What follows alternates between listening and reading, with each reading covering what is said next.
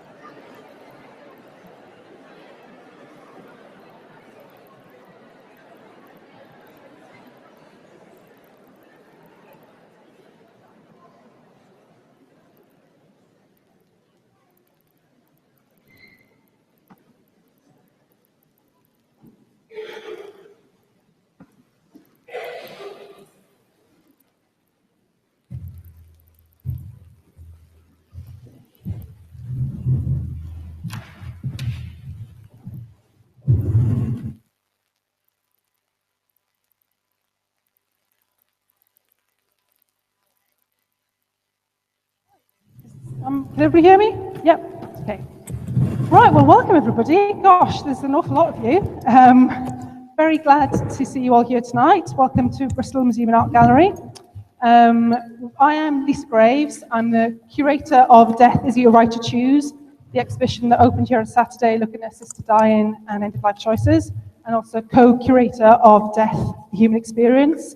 Hopefully some of you at least have had a chance to see one or either of those exhibitions, but they're on until the 13th of March, so please do come back to have a proper look at those in your own time. As for tonight, we are here to look at the debate around assisted dying and to question whether the law should be changed in this country. We have a distinguished panel here tonight, led by Richard Huxtable. Great thanks to him because he has brave jet lag and great illness to be here tonight, so big thanks to him. He'll introduce us to the panel when he gets around to it. But first, I've got a few things to mention. Fire exits, there's a lot of us here tonight, so you need to know about those. So either exit through the front the way you came in, or through the cafe behind there, or alternatively up the stairs, and there'll be people there to direct you in the right direction. Toilets, hopefully you found them, are sort of just behind you, male this side, female that side, and the bar is open for drinks. As you can see, we are recording the event tonight. It's going to be live streamed on YouTube. We'll stop when we get to the questions at the end, and then we'll archive the recording on our blog page, as you can see there. Any questions that you may have that we don't get around to tonight, you can always post them on the blog page, and we'll do what we can with those there. Again, the Twitter conversation, #ISawDeath. We have our digital person, Bethany, here tonight, who's going to be looking at the Twitter conversation and moderating that. When you sat down, you'll also have noticed 2 bits of paper on your chair. One is an evaluation form, and we'd really love you to fill that if you could, and leave them on the table as you exit. All your feedback is much appreciated. And also a pay what you think envelope. So this is a chance for you to, if you enjoyed the evening, give us some contributions through that pay what you think envelope. That would be gratefully received as well. And lastly, throughout the evening, we're going to be using Poll Everywhere to take a tester of public opinion on the question. Richard will point out at which points we're going to be using that. It will flash up on the screen. But what we could do possibly now is have a look at our devices and have a good bit of a test on that. So if anybody wants to join in with the voting, you can go to the polleve.com/mbrief, and you should get a test question there, and that will be able to see if then if your device is able to connect with the voting system. And then we will be able to see how we're voting at different stages throughout the evening. Okay, so is that working for everybody? Lovely. Right, well, I'll hand over to Richard then, and enjoy the evening. Thank you. Thank you, Lisa, and I'd like to echo what Lisa says. Welcome to all of you here at the museum in Bristol tonight. Thank you for braving the rain, and welcome also to everyone joining us online. So we are talking about an issue of immense ethical and social importance tonight, the issue being assisted dying, which I'll define in a moment. But first, a note about the format of what we'll do this evening. Now, this has been billed as a debate, so you might conventionally with a debate expect a for and against, a quite combative format. That very much is not what we're going for tonight. Rather, what we're going for is a discussion, an airing of the diverse views you encounter, as I say, ethically, socially, but also in the law and clinically. So we want to air a variety of perspectives, and we'll hear from a variety of speakers who each bring a different perspective to the discussion. And what I'll do through the course of the evening is I'll introduce each speaker in turn, and we will hear from all the speakers before we actually throw it open for discussion with you, the audience. But I would just again emphasize that point about respectful discussion. That's what we're aspiring to. Why then are we talking about this? Well, it's an issue of immense importance, and it generates a great deal of interest, both nationally and indeed internationally. So you have up in front of you a range of headlines that you might well have seen in the last couple of years or so that illustrate some of the issues, some of the complexities. Some of these relate to end-of-life care quite broadly. Some, of course, relate specifically to this phenomenon of assisted dying, where we do encounter difficult cases coming before clinicians, coming before families, but also coming before the law courts. Why then are we still talking about this, or indeed about end-of-life care generally? Well, I would suggest we continue to have these discussions because the questions they invite, that they arouse, continue to be enduring and hard questions. There are, in this area, as in many others, in fact, no easy answers. So a snapshot of some of the questions, particularly ethically, that arise when we're talking about this phenomenon of assisted dying. This is just, as I say, a snapshot of some of those questions. Some relate to the importance of valuing people's choices, some about the importance of eradicating suffering and how we do that, some about the importance of valuing life. When is there a duty to sustain or protect life? Then when you get into the detail of assisted dying, who do we want to have performing this, if anyone? Are there any lessons that we can learn from other jurisdictions elsewhere in the world that have taken the step of legalizing assisted dying? And even beyond that, the wider context, how do we go about caring for people who are approaching the ends of their lives? So a great many questions will arise, on which, and I return here to assisted dying specifically, there are a great many ethical viewpoints offered.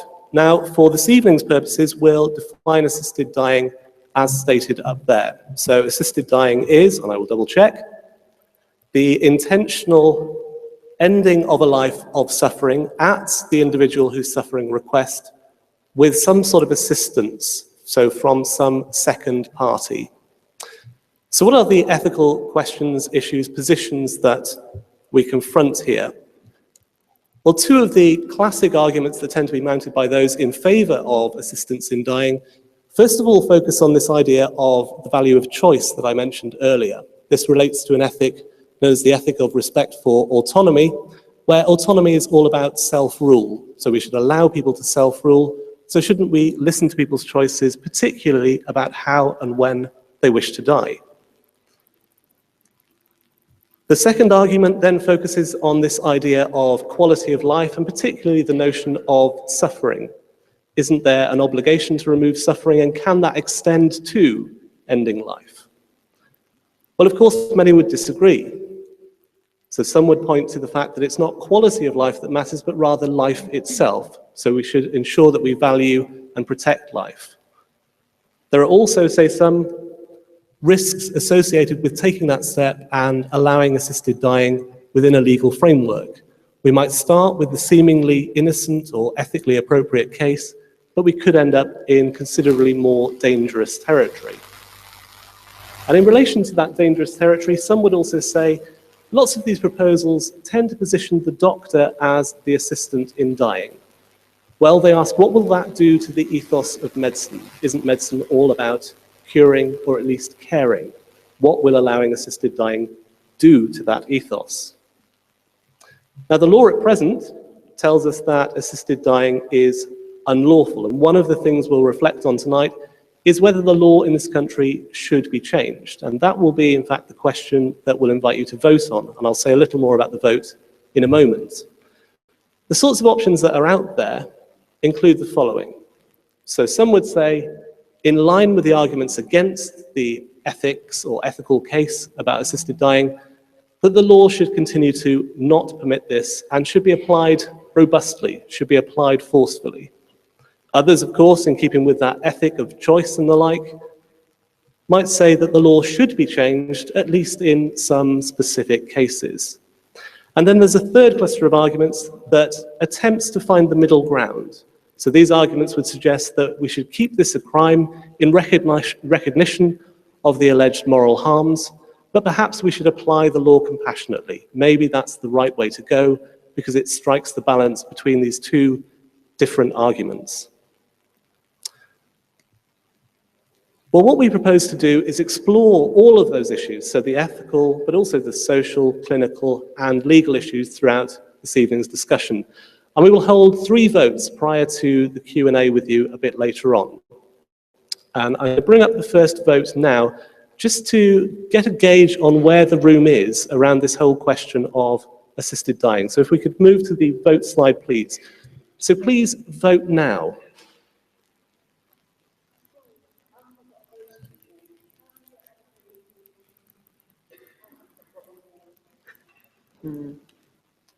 Apologies. So if not everyone has a voting device, those of you who have particularly a smartphone, you can connect to the poll through the link at the top. So if you have such a device, please do vote.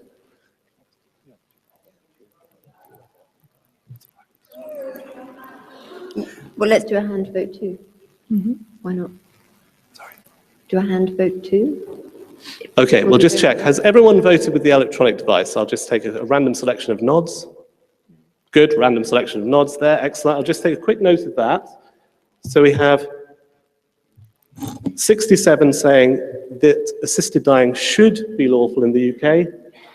We have 12% of you saying it should not be lawful in the UK. And we have 23% who are unsure. And we've had the suggestion made that for those of you who don't have handsets or smartphones, we could take a show of hands. So I'll take that in turn. Those of you who have not already voted, please, who believe that the law should be changed to allow assisted dying, if you could raise your hands now. No, sorry. I'm seeking corroboration from my assistant here. So that's a goodly number. Okay, thank you. Those of you who believe the law should not be changed to allow assisted dying. So that's a significantly smaller number. And those of you who are unsure. So in fact, our hand vote echoes the electronic vote. The majority at the moment believe that assisted dying should be lawful. Well, we'll check back in on this vote, and we'll do it in both formats through the evening to see whether anyone's views have changed. That might well become the case.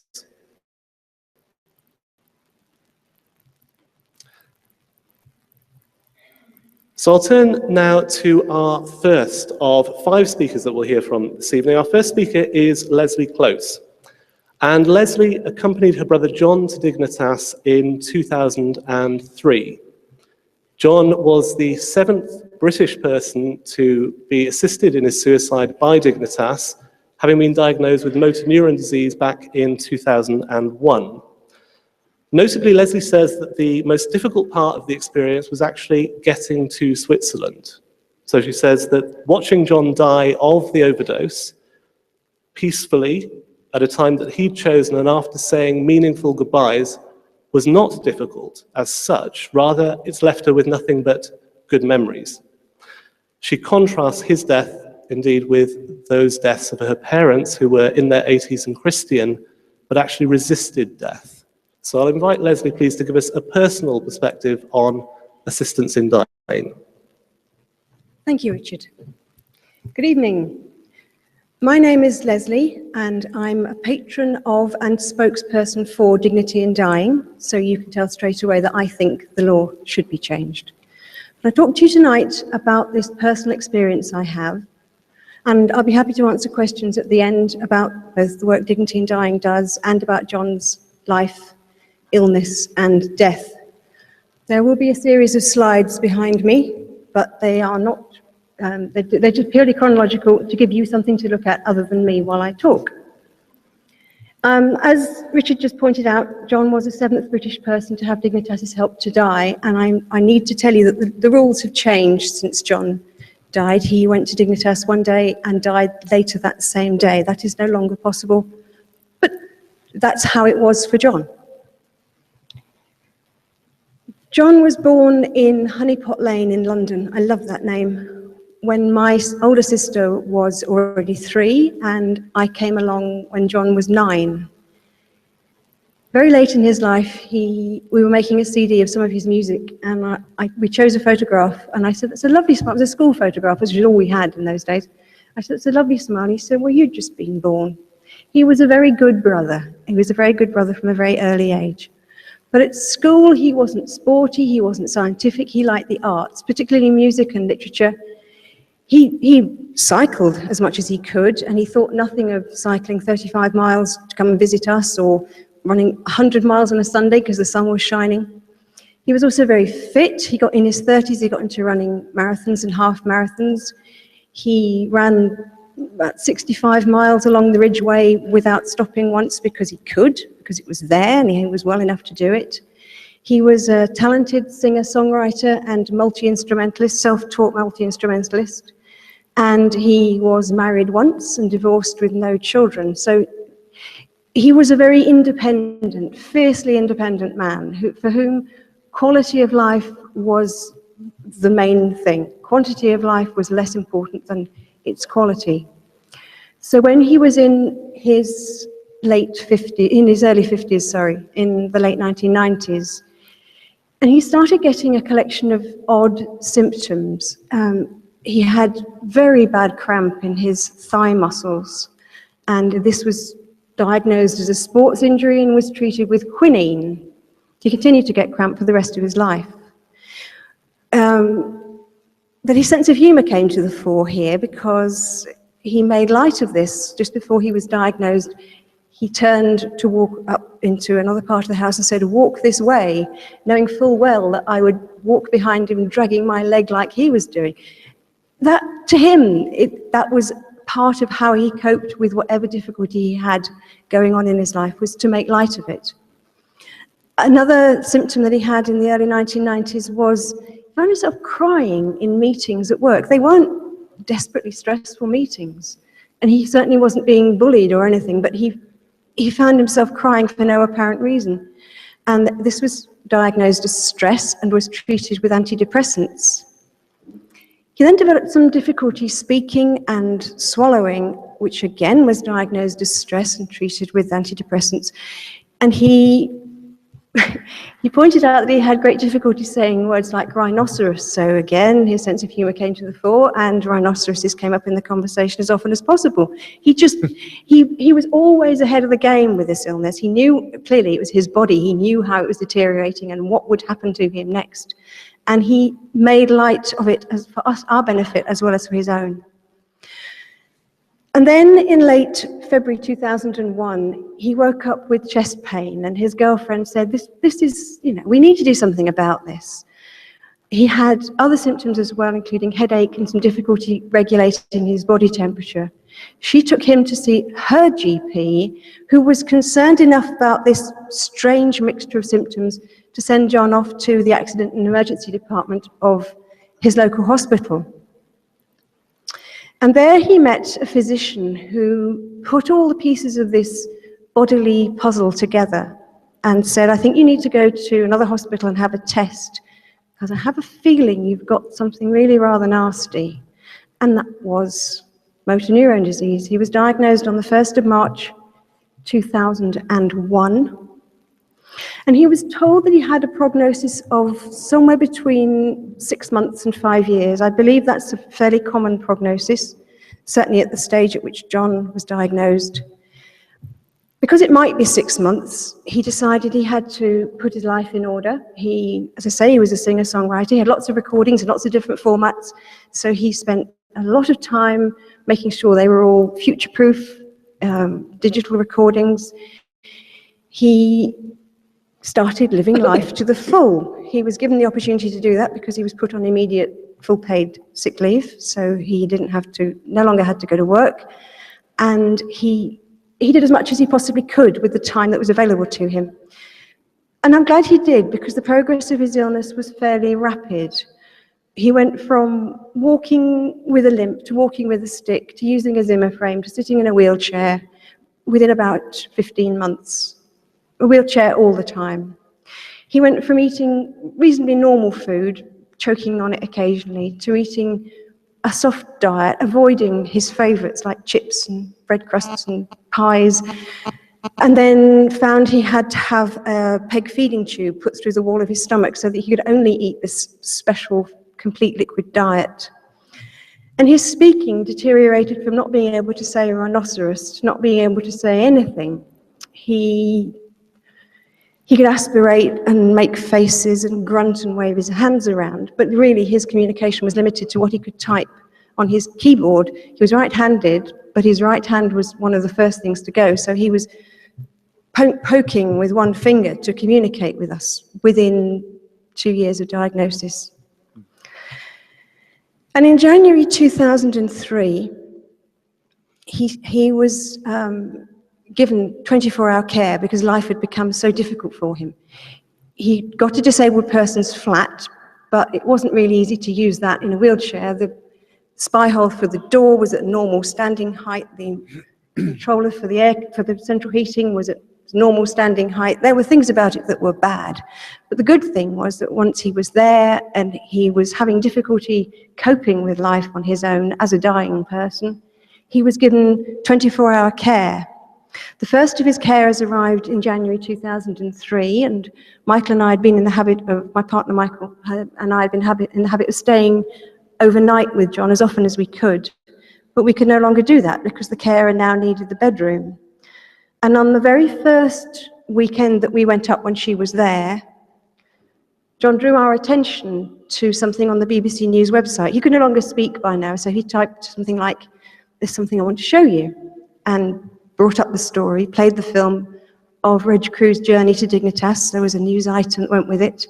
And when it was over, I looked at him and he typed, "That's how I'd like to go when my time comes." And my response was to say, "Yes, of course, I'll help you to do whatever you want. It's your life." And his response was, "Yes, but not tonight. I want to watch Lord of the Rings." His first carer was fantastic, but she was in the country on a limited, she was from the Antipodes, and she had a limited work permit and visa to be here. So there was a sense of urgency in John's wanting to get this underway. So he sent off his application to Dignitas as quickly as he could, and because he knew that as soon as if they approved his application, he would want to go to Switzerland. He didn't have a passport. I took his photograph.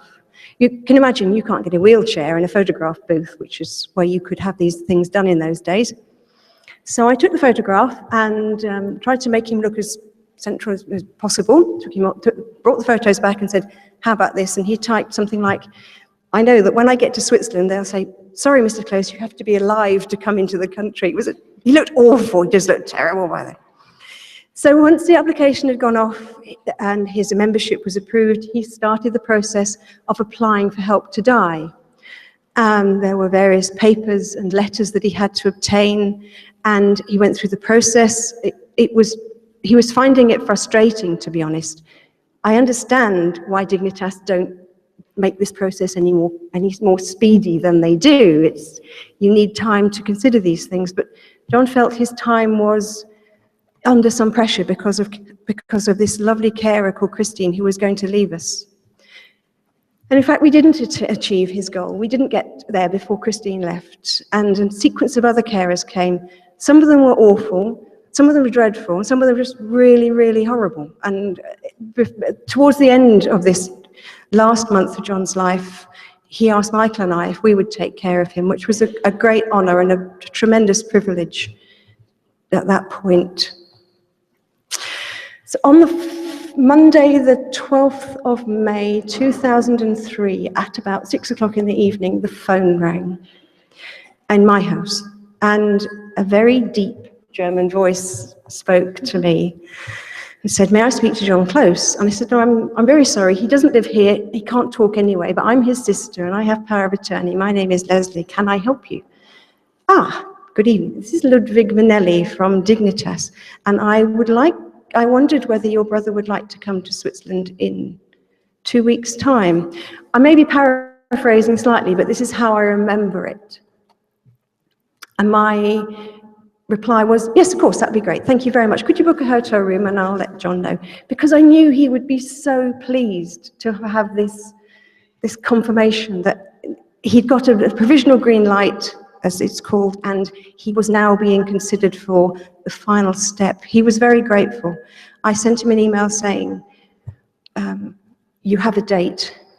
Is it okay?" And we didn't get a reply straight away, and I was a little bit concerned, thinking that there was something wrong, technical failure, or possibly that he changed his mind. That would have been fine, but he would normally have written and said, "No, don't bother, it will be okay." It turned out it was just he hadn't been able to see his email. This was pre-broadband days, and you had to dial into things, and he hadn't had the chance to. But when his reply came back, it was, "Yes, great. Please make sure you book the flights, sort it all out, make sure that it's, do everything that's necessary, and I'll see you as soon as possible." Those 2 weeks were very strange for me, but I can't imagine how strange they were for John. We knew almost to the hour when he was going to die at the end of those 2 weeks. I know that there was comfort in that for him.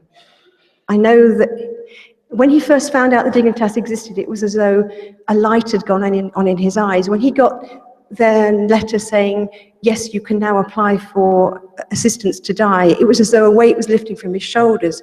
If I could have seen him that evening when he read the email saying that he had a date, I am certain he would have been smiling. He certainly smiled very broadly later on in the process. Sorry. The thing about wanting to go to Dignitas, the thing about having this window of opportunity that appealed to John was because he was such an independent person. He was so strong and autonomous. He lived his life for himself. As I say, he'd been divorced, married and divorced. He was a fairly selfish person, but to him, the prospect of having one person pump food into his feeding tube and somebody else wipe his bottom later the same day, that wasn't living for him, that was existing. I love that picture. He really couldn't face that level of dependence.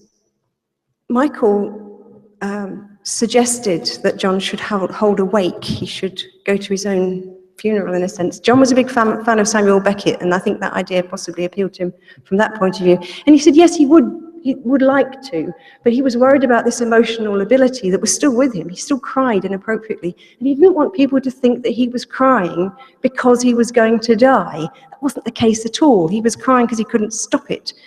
But it did happen. When the next time we heard from him, he'd decided he would go ahead, he would invite 30-odd people, and it would be in a pub, and it would be on a Saturday afternoon, and everybody was invited to bring their guitars. 2 days before he was due to go to Dignitas. It did happen. Everybody cried. John cried. We all cried. But everybody was so supportive. Most of these people hadn't seen John for some time. He'd been out of circulation for getting on for 2 years. So they were astonished to see the diminution in him, not just physically, but what he could do. He could hardly hold his head up, let alone speak to anyone. He decided on the Sunday that we would have a quiet day. He decided we would go for a walk. His humour came through. He went to the cafe in Tesco's because it was easy to get into and out of, not because it was his favourite place to eat. And he did the Eric Morecambe thing with some glasses. I will never forget seeing this, the humour that came out in him again that day. He'd carefully planned this day, planned his intake of food and water to make sure that he didn't need to use the lavatory when he was on the aeroplane. Again, not a good thing to do in a wheelchair.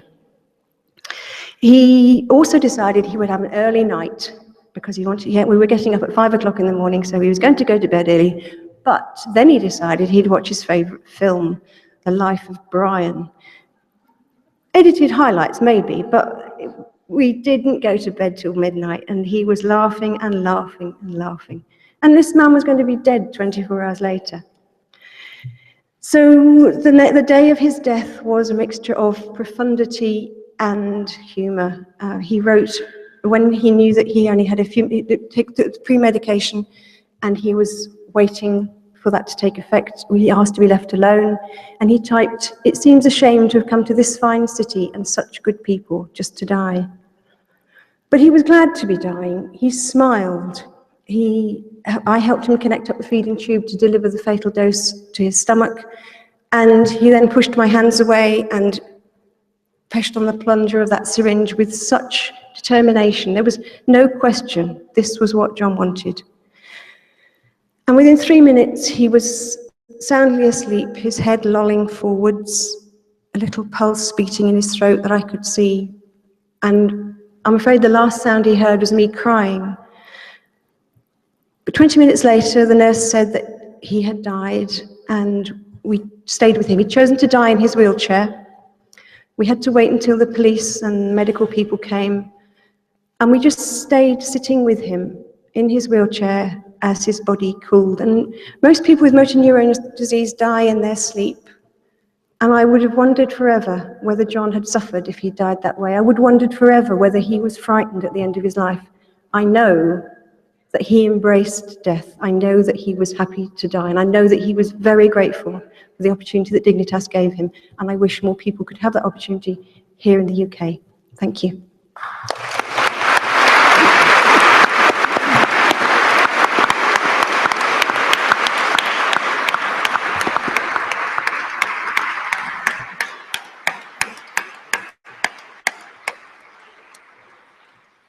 Thank you, Lesley. Immensely powerful. So we've heard something there of a personal experience of dealing with Dignitas, and in fact, we're going to hear directly from the organisation Dignitas next, because our next speaker is Silvan Luley, who's an employee of Dignitas. Now, you can read more about the organisation on its website, so I won't say too much about what the organisation provides or its ethos, but Silvan's asked me to say that, by way of introduction rather to him and what he wants to talk about, simply this: to live with dignity, to die with dignity. Silvan. Thank you. Now, where do I get the control for the slides? That would be nice. Here we go. Oh, that's teamwork. Thank you.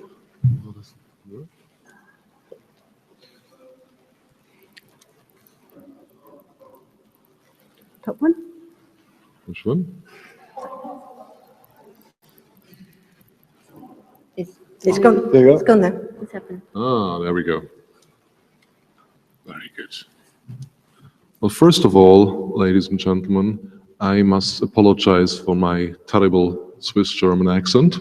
If there is anything you do not understand, don't worry, send me an email to Dignitas, and I will gladly send you the script I wrote, even the slides you can have. So that might be easier to read than to listen to me. Now, what is quality of life? Richard mentioned one of these aspects. We talked about quality of life. I looked up the Collins in English Dictionary and the World Health Organization, and I found two definitions. One sounded very abstract to me, and the other one I liked very much.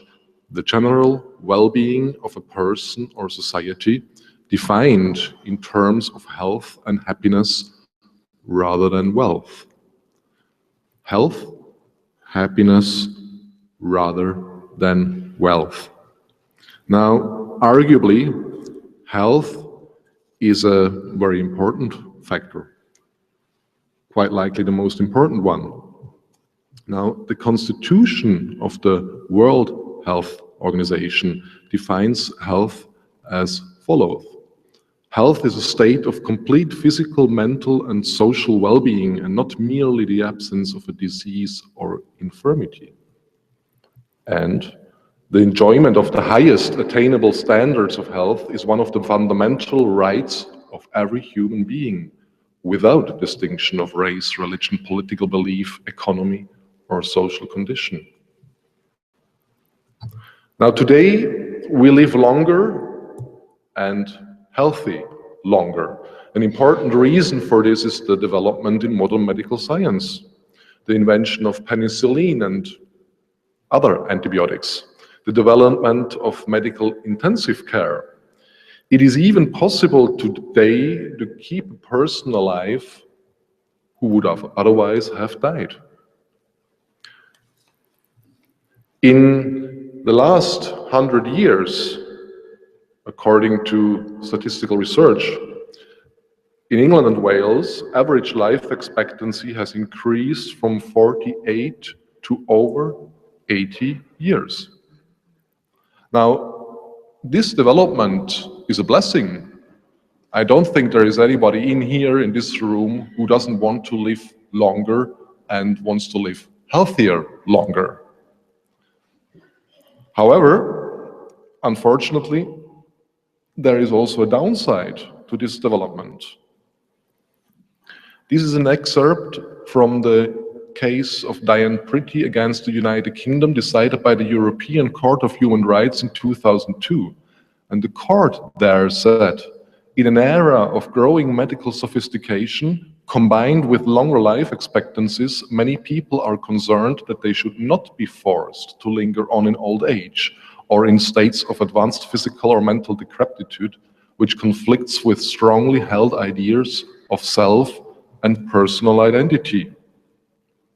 So the court has realized that this development regarding modern medical science, which allows us to live longer, does have a shadow side, a downside, because medical science allows us to live so long, even longer than life actually could be, so that there are actually now people around who worry about that. And this development of modern medical science has developed to a sort of counter movement, organizations which deal with the issue. Now, here in England, as far as I know, one of the first organizations to deal with this matter was already founded in the 1930s. So the debate which we today have about choice in life and at life's end is not new, nothing new about it. I think it was called the Voluntary Euthanasia Organization back then in the 1930s. Now, let's take a look at one of these organizations at Dignitas. Is Dignitas a clinic? When you read the tabloids, then you will find the Dignitas clinic. I'm sorry, but these journalists know nothing. Dignitas is definitely not a clinic, because in the clinic you have medical doctors, you have wards, you have nurses running around these wards, you have intensive care units, etc., and so on. Dignitas, in fact, is just a not-for-profit member society, a small office with a handful of part-time workers, and has absolutely nothing to do with a clinic.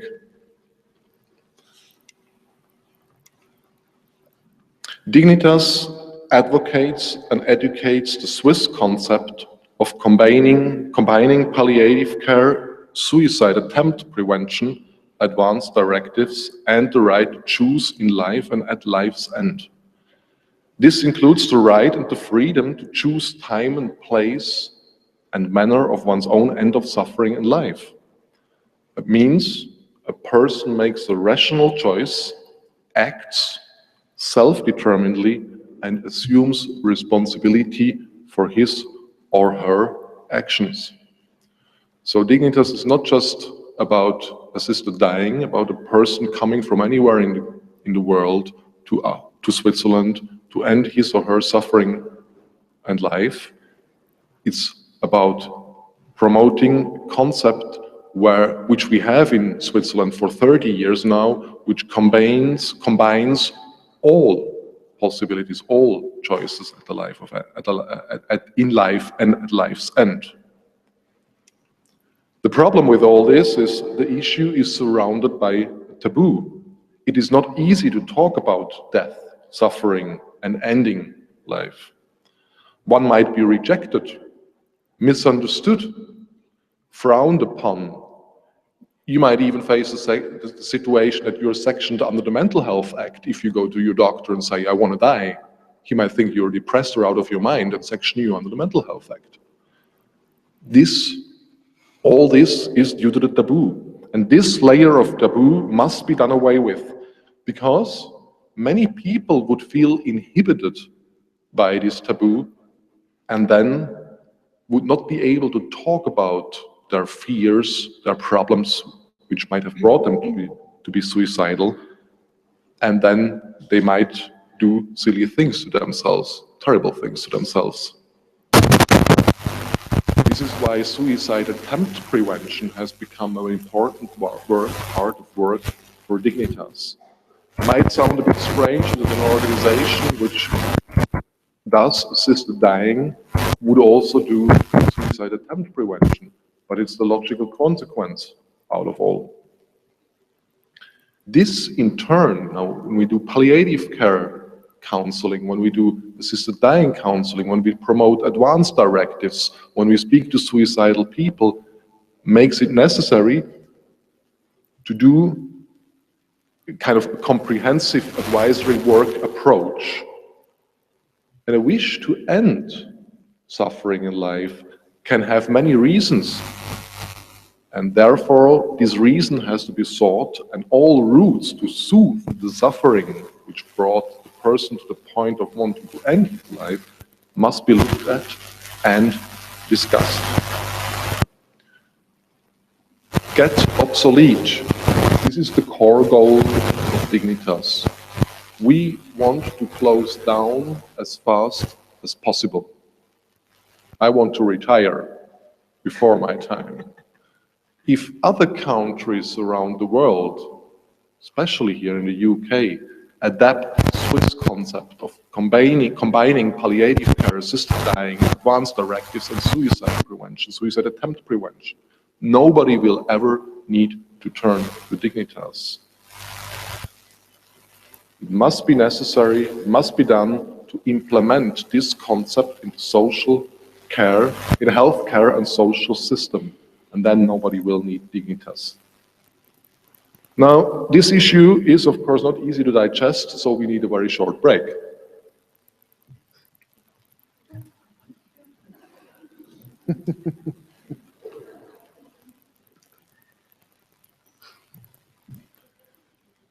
Let's continue. In 2013, 29 Britons traveled to Dignitas for an accompanied suicide.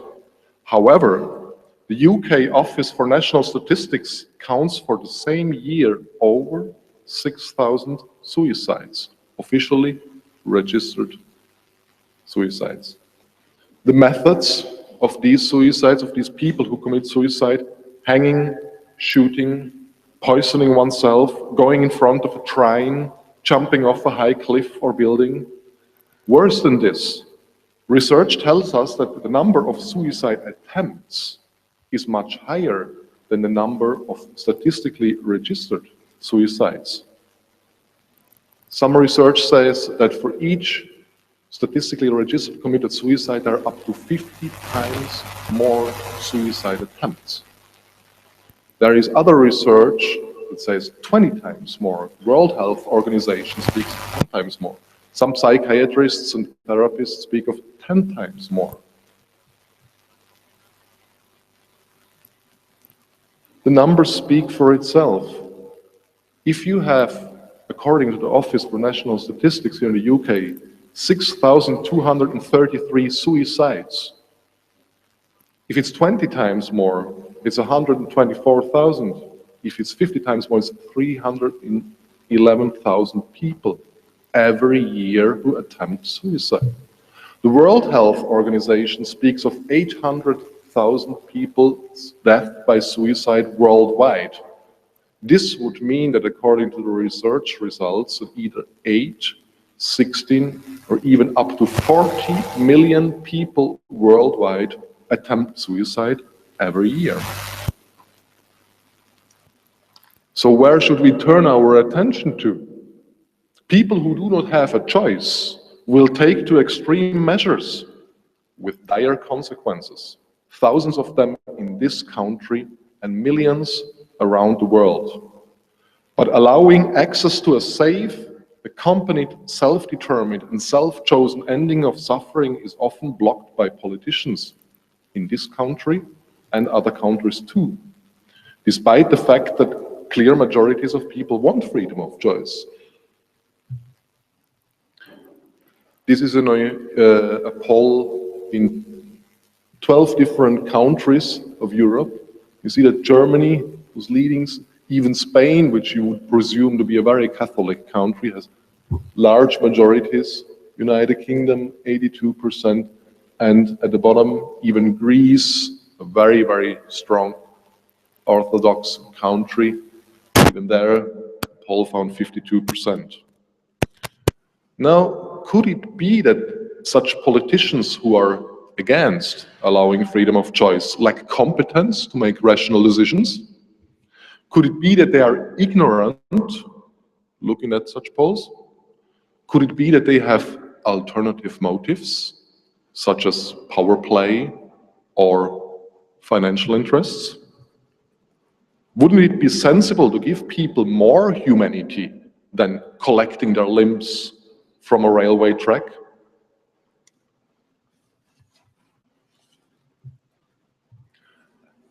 Every medical doctor knows this. This is the Declaration of Geneva by the World Medical Association.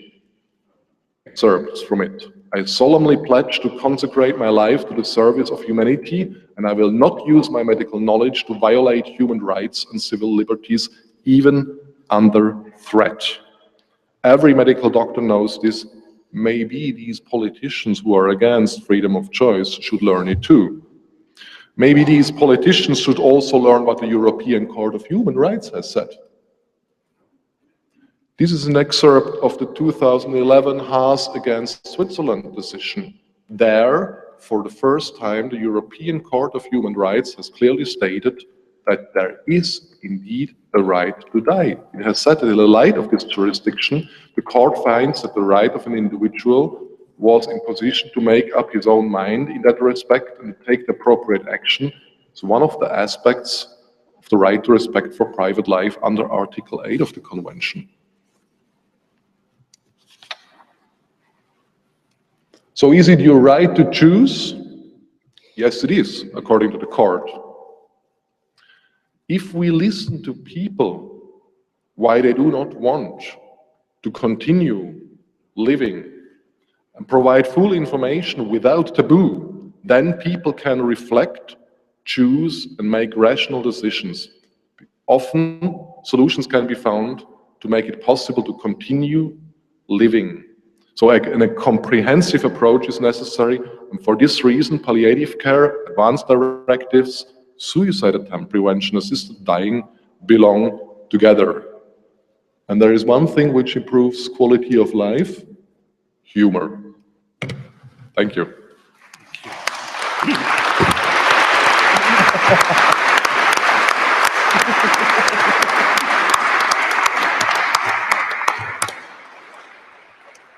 Thank you, Silvan. So we've heard a personal reflection on accompanying a brother to Dignitas, and we've also heard from Silvan something about Dignitas's work, but also some of the arguments to which those in favour of assisted dying appeal, particularly latterly this idea of freedom of choice, autonomy, and the like.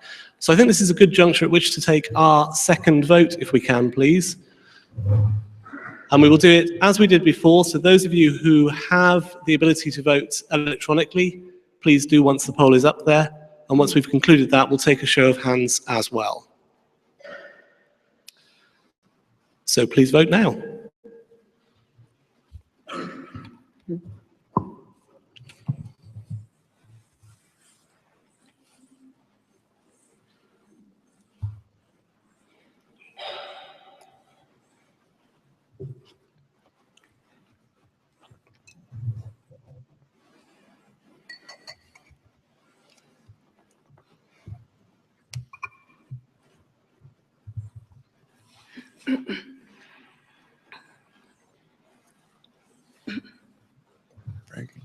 Okay, I think we've stabilized there. Thank you all. So we have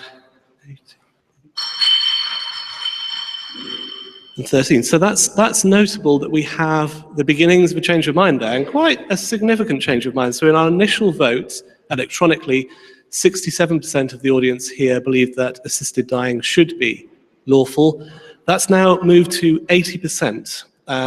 It had been 12% opposed, that's now 8%, and it had been 23% unsure, and that's now 13%. Let's just see whether that tallies with those of you who don't have electronic voting. So a show of hands then, first of all, if you believe that the law should be changed to allow assistance in dying, raise your hands now, please. So that looks like a significant number, thank you. Those of you who believe that the law should not be changed, so this should not be allowed. Okay, thank you. And those of you who are uncertain.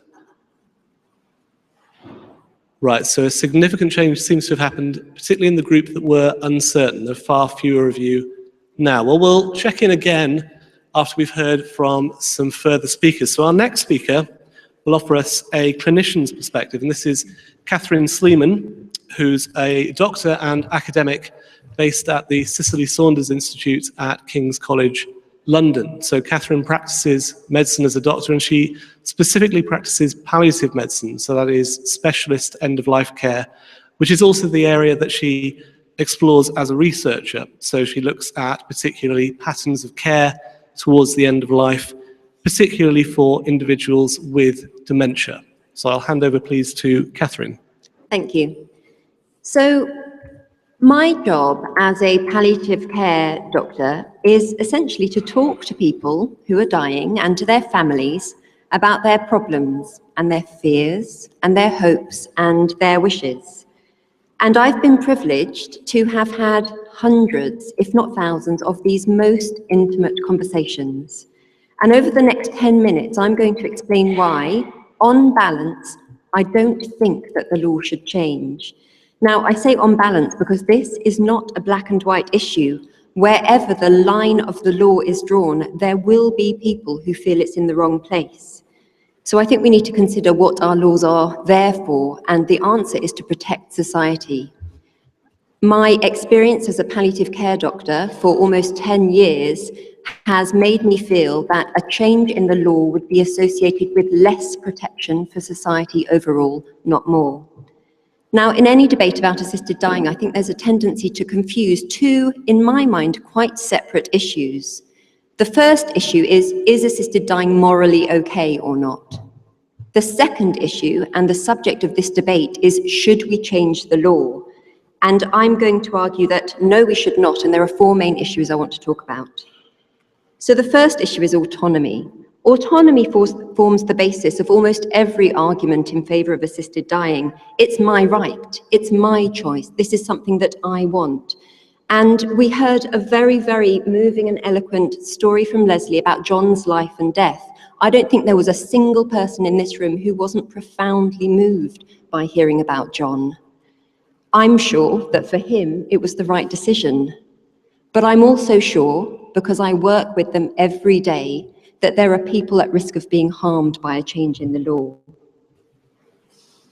On the subject of vulnerability, the philosopher John Harris has written, "Those who might be encouraged to die are and remain free to refuse. They are not victims unless they make themselves victims. I'm afraid this attitude is exactly what I'm worried about. We have to build structures and legislations around the weakest in society, not the strongest. I've noticed that proponents of assisted dying have strong voices. They're autonomous beings themselves. And we have to acknowledge that there's an intrinsic imbalance because the people who might be harmed, they are incapable of standing up in a crowded room and talking passionately about their vulnerability. We won't see collected essays describing their experiences of coercion. So your rights and your choices and your autonomy are precious and value, and I would defend them, but not at the expense of the most vulnerable. So this brings me to my second issue. How do we protect the vulnerable within assisted dying legislation? Well, I'm afraid the answer, which gets no points, is with appropriate safeguards. The BMJ, the British Medical Journal, runs a series of interviews with the great and good from within healthcare, and one of the questions they always ask, it's very interesting, is, do you think that the law on assisted dying should change? I have lost count of the number of eminent physicians who answer that question saying, yes, I think we should legalise assisted dying with appropriate safeguards. But this issue of what safeguards are appropriate, how safe is safe enough, what kind of margin of error are we willing to accept here, are absolutely fundamental, and I'm not sure that we found the right answer. Is it even possible to draft a law robust to avoid harming the vulnerable? I'm not alone in thinking that it might not be. The determination of mental capacity is probably the most important safeguard, but again, capacity is not a black and white issue. Where do we draw the line? How much capacity is enough capacity to make this decision? We know that the individual values of clinicians writing the prescriptions will vary, and that will determine the outcomes in terms of who gets assisted dying and who doesn't. In Oregon, 1/4 of lethal prescriptions between 2000 and 2007 were provided by just 3 doctors. Do we understand enough about this safeguard? And what about the 6-month rule? Well, as a doctor, I know that it is pretty much impossible to determine prognosis with any degree of accuracy. I have had many patients who we thought were dying several times before they actually did. In Oregon, it's unclear how many people exceed the 6-month rule because they no longer collect this information, but when they did collect it pre-2005, there were some patients who lived for 2.5 years after prescription of the lethal medication. Prognostication simply is not an exact science. So for my third issue, I want to move away from individuals and I want to talk about society. Rob George has written, "Society may form laws, but laws then mould society." So think about smoking in pubs. 10 years ago, we would have been appalled to be told we couldn't smoke in pubs. I mean, it's what we went to them for. But now, if we were sitting in a pub and someone lit up next to us, we'd be appalled. It's disgusting. So societal values and expectations change according to the laws we make. What sort of changes might happen if we legalise assisted dying? Well, we can learn from Oregon here, where the rate of non-assisted suicide has increased by 49%. Does this matter? I think it does. On the whole, we try and stop people from killing themselves. Where does it end? For people with a terminal illness, what extra pressure would a change in the law put on them? Is there not a major risk that legalization would change the behavior of people who otherwise wouldn't have considered it? A risk that a right to die becomes an obligation to, a seismic shift in culture for all of society for the benefit of a relative few. We can set a 6-month rule and it certainly makes legislation more palatable, but once that's done, it is a small step to increase it to 12 months to any condition, anyone. This is what we've seen in other European countries, and I think we ignore this evidence at our peril. So my final issue concerns dying with dignity. Whichever slogans we wear on our t-shirts, I think we all agree that death should be dignified, but death is frequently not. Society is aging, as we've heard. The number of people in this country over 65 is going to quadruple by 2050. We're dying slower, more complex and over-medicalized deaths. I agree with Mary Warnock, who said, doctors appear to be hardwired not to mention death. She's right, and this is a catastrophic failure of medical education. But it is a dramatic leap to suggest that the solution to this problem is assisted dying. In England, the amount of dignity you can expect in dying depends to a large extent on where you die, with people who die in hospices experiencing the most dignity and people who die in hospitals the least. In the last year alone, we have had 3 major government reports which have highlighted profoundly inadequate and variable end-of-life care services. We're amassing a bleak library of failure in how we care for the dying, and we should be angry about it. But we should channel this anger into improving care for the ordinary 500,000 people who die every year in this country, and not towards the wishes of an often vocal minority. People frequently cite feeling a burden as a reason for wanting assisted dying. Isn't it our duty to find ways to enable these people to live without feeling that they are a burden? We know that a palliative approach could benefit far more people than currently receive it. We should not, and we do not have to make a choice between suffering and suicide. I'm not saying that palliative care is a panacea. I think there will always be people who want to die before their bodies do. But what I think is that on balance, the risks of harm of changing the law outweigh the risks of harm of leaving it where it is. We mustn't be duped into believing this mantra that autonomy is king, that we can have whatever we want. This is a recipe for a dysfunctional society. So I'm going to leave you with a question. What is worse, killing someone who doesn't want to be killed, or not killing someone who does want to be killed? If, like me, you think that the former is worse, then I think you should oppose the motion. Thank you.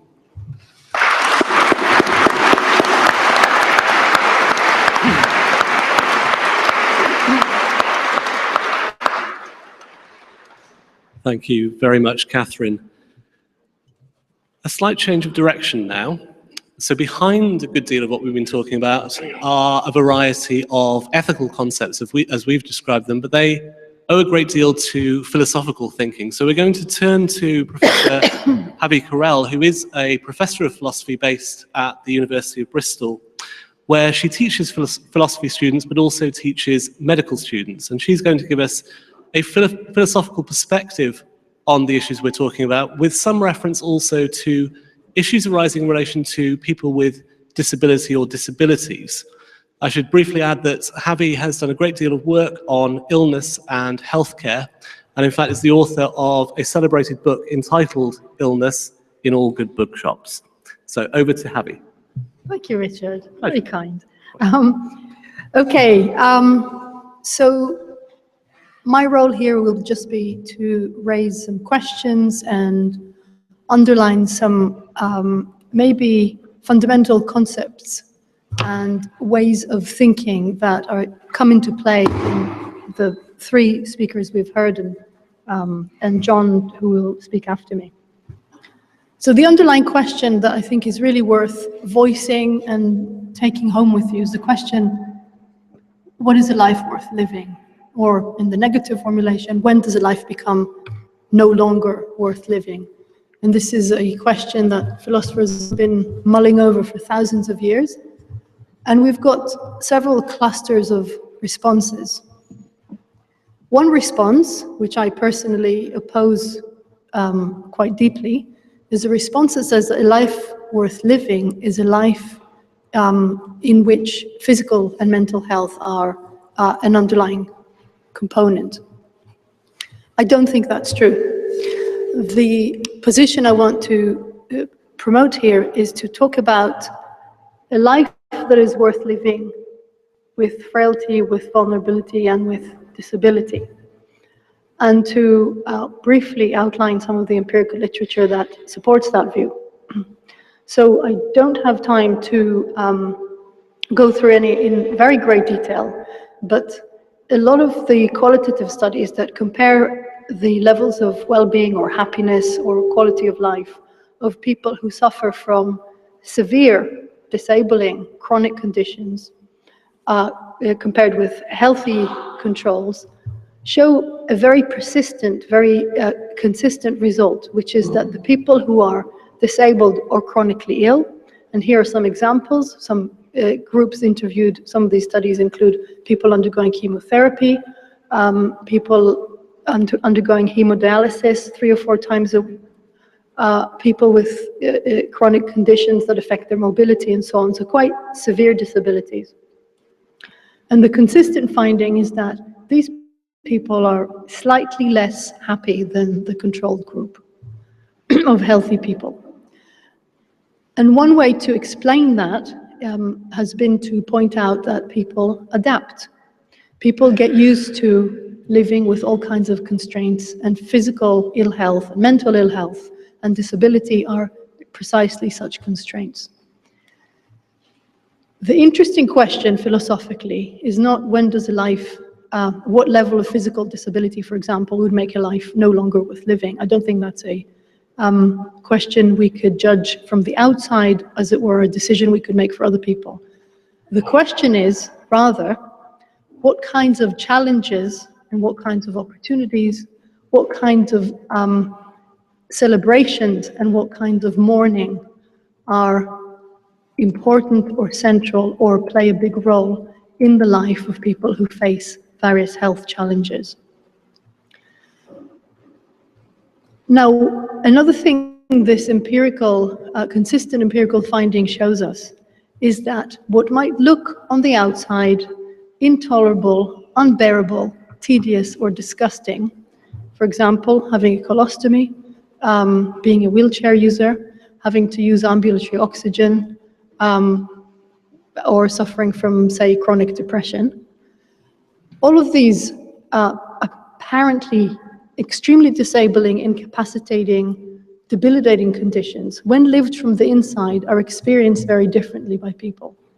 So again, people don't say they're as happy as people who don't have these kinds of health challenges, but they say they're only a little bit less happy than people who have full physical and mental health. What does it tell us? It tells us that the outsider perspective, looking superficially, quickly, externally at other people and making judgments about the value of their life, is pointless. In order to really understand what living with any of these conditions is like, we have to talk to the individuals who live with these conditions. We have to read what they write and hear what they have to say. And I think several medical specializations, such as palliative care, are very, very good at doing that. Others are not so good. So on the question of assisted dying, I think the term choice is a little bit misleading. I'm now turning to a slightly different point. We don't really have a choice in the very deep philosophical but also extremely trivial sense, in that we all have to die at some point. So the idea of a prognosis, the idea that somebody gets told when roughly they're going to die, we all have a prognosis. We all know that we're going to live at best something along the lines of 80 or 90 or possibly 100 years. So in a way, there is an element of delusion, self-delusion, self-deception, when we try to separate the two groups, the ill from the healthy, the dying from us, who are out and about and active and doing everything, and for whom death is just some faraway, irrelevant event somewhere in the future. Susan Sontag writes about the land of the healthy and the land of the ill, and she says, you don't get issued a passport to move from one country to another until you become ill. I don't think they are two lands. I think we like to fantasize that they are two lands, but in fact, that the life of that is constrained by dependence, a life that is afflicted by susceptibility to pain and suffering, a life of vulnerability is a life that we all lead. And in that respect, I think that when we think about assisted suicide, the real underlying question is, what kind of life does each and every one of us consider a good enough life. And I will leave the question on how to enable people to flourish, how to enable people to make end-of-life decisions to, I think, other members of the panel. So all I really wanted to do was to suggest that there are deep philosophical issues that have been contemplated for many, many centuries and will continue to be contemplated, not because they don't have an answer, but because what is interesting about them is the kinds of reflection that they give rise to, rather than coming down on either side of the debate. So the idea that a life is worthy of some level of protection is something that no one would dispute. But on the other hand, the idea that there is such a thing as the sanctity of life that should be the overriding consideration in each and every case, I think is equally possibly a little bit dogmatic. Sorry, Kant. So I will end by passing over to John, and to say that I've really enjoyed and appreciated the three perspectives we've heard so far. Thank you.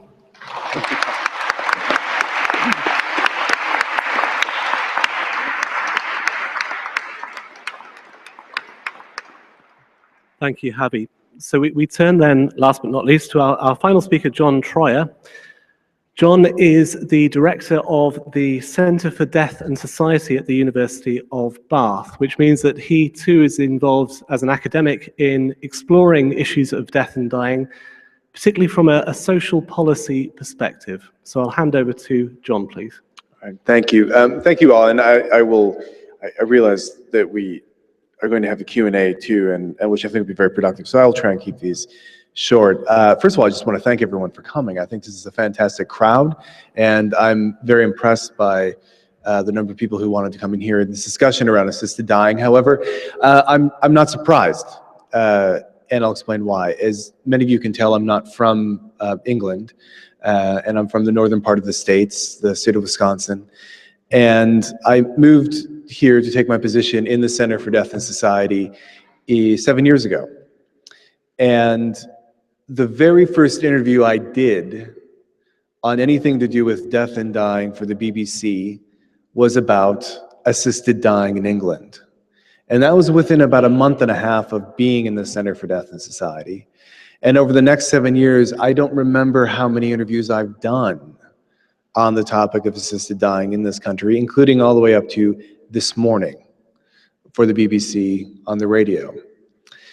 My point here is this, is that this has been an issue that I've observed, and I'll play the foreigner card for just a second, as an outsider, although certainly a cousin, but nonetheless an outsider, and as well a taxpayer who can't vote, but I'll set that aside for just a second, and watched with great interest in this country the debates around assisted dying. And I say this in part as an American, largely because it is the state of Oregon's law, which we've already heard mentioned by Katherine, that is often used in part because the state of Oregon in the northwest part of the states is often regarded as far as assisted dying laws go, one of the longer standing laws within the English-speaking world.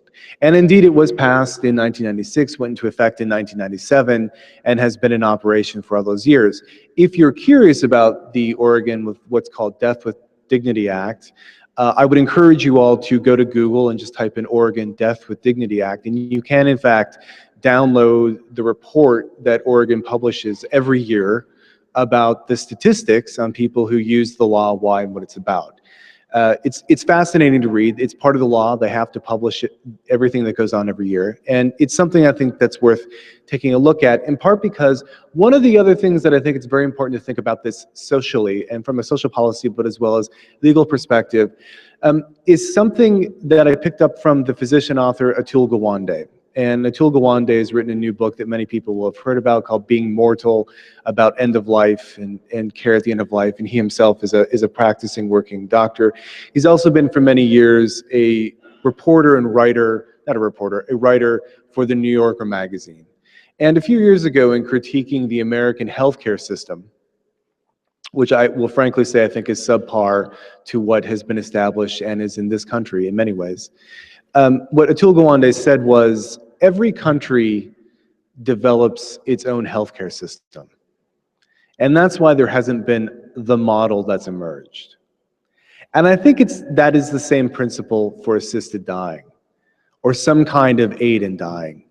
Every country comes up with its own system, its own set of regulations, whatever that might be. And that's why I think sometimes using Oregon as an example, which is a good state-level example, but certainly only in that state across 50 states, isn't the best example, say, for England. That England as a country, and I'm just speaking of England now as opposed to Wales, Scotland, or Northern Ireland, that England is a country that is trying to figure out what its law would be, what its law could be. Suicide is legal. Suicide has been legal since 1961. The question is it legal to have someone to assist you? And that's been the ongoing social question writ large for many years. I would suggest to you all, and this is something that I've looked at quite a bit in thinking through what's going on in this country, that with the publication in 2009, and then the implementation in 2010 of the Crown Prosecution Services through the Director of Public Prosecution's guidelines on assisted dying, and those also, I printed them, you can download those right here from the web, that with the set of guidelines that the Director of Public Prosecutions uses to evaluate every case of assisted dying, in a sense now, England has a law. Now, it's not a law, it's a legal fiction, meaning it is still illegal to assist someone to die in this country. But nonetheless, what is opened up is a gray area. And so what I would suggest to you all is this, is that actually in many ways, if you support assisted dying, and this is going to be counterintuitive, if you support assisted dying, you may actually want to stick with the current system that is a series of guidelines that lacks the full force of the law. Whereas if you are opposed to it, you may quite frankly want a law that clearly states who can and who cannot have access to something like an assisted death. Because the current system you have now is going to keep rolling along, and until there's some kind of legal injunction, nothing's going to change that. And I think that that is one of those areas that's very important to keep in mind. So as we move forward, and my students ask me this, they'll say, you know, I teach courses on death and dying, and particularly the sociology of death. And I teach a whole section around the assisted dying debates in this country. And my students will ask me, and I have them write about it. And what's refreshing about my undergraduates is that they are not of one mind on this topic. They're all over the place, irregardless of religious perspective, and many of them will talk about their different religious faiths, but nonetheless, they think everyone should have the right, they don't, but they're not of one mind. And they'll ask me, so what do you think? But only after they've written about it, and I want to make sure that I'm not unduly influencing them. And what I say is, in England, what I've been struck by is the fact that it seems as if it's a country that wants it. They want the concept of assisted dying. There's an inclination that it is something that is, there's a principle, there's an underlying concept. There's always ways to try and make people feel better about death through palliative care, hospice care, whatever it might be. But that, by and large, there's a majority of people who understand this is something they think would be a good thing for whatever reason it might be. And there can be disagreements about that. But there is yet to be any kind of commitment in a legal, written down way to seeing that through. And that, quite frankly, this may be a country that in its own invention of an assisted dying law wants assisted dying without a law. And maybe that's the resolution. It's a regulated system without it being a law. I don't know. But I think that's why we're in the middle of this conversation tonight, because everyone is trying to find some kind of resolution to that very question. Okay, thank you. Thank you.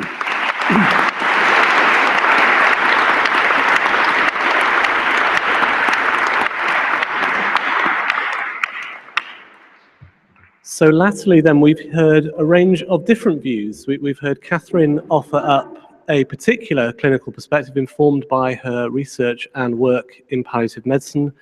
We've heard Havi ponder some of the philosophical questions underneath the debate that we're having tonight. And we've heard John's insights into how policy is shaped and how the UK is trying as a society to think about this question. So before we throw it open to questions from you, let us take our final vote on the question again, whether or not the UK should allow assisted dying.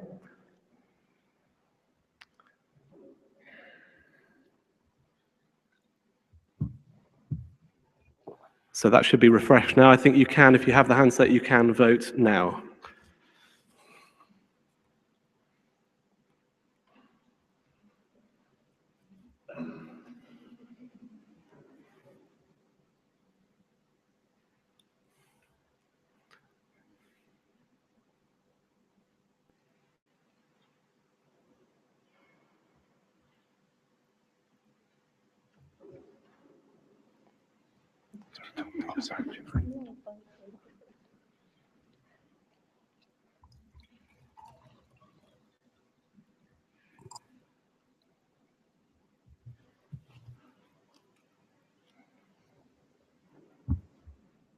I think we've stabilized there. So, oh, no, we haven't. Spoke prematurely.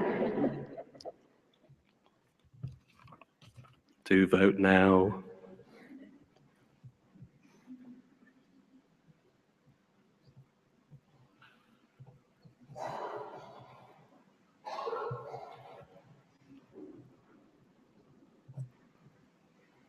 I think we're seeing live changes of mind occurring here, which is well and good. It's in keeping with the discussion we're having.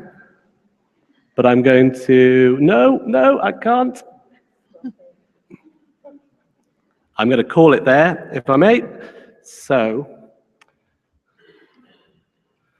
on the electronic votes, we have 51% in favor of changing the law, 26% opposed, and 23% unsure. Before recapping the earlier votes, let me just see if there's any difference in the room for those of you voting by hand. So those of you who would vote in favor of changing the law, so allowing assisted dying, please raise your hands now. So that's a significant number. Thank you. Those of you who would vote against a change in the law, please raise your hands now. And that's a considerably smaller number of you. And then finally, those of you who are uncertain, please vote now. And that's a bigger group again. Okay, so somewhat more voting by hand in favor, and then a bigger group who are uncertain, and then a much smaller group that would vote to not change the law. But just to recap what we've found so far, then you've had the same question asked each time throughout. Initially, we had 67% of the room here in Bristol voting in favour. That then moved to 80%, and then on hearing the latter speakers, that reduced considerably down to 51%. So we might well get some of you reflecting on why that's the case, if any of you have changed your mind and would like to tell us about that. But generally, I'd just like to throw it open then, please, to questions from the floor, reminding you of everything I said earlier about, please, remembering this is a debate we're trying to conduct as sensitively and respectfully as possible. So be mindful there are different views in the room, as indeed the votes show. But that's hopefully not to put anyone off. Do please raise your hands if you have a question, and then wait for a microphone to reach you. So we have lady in the second row, please.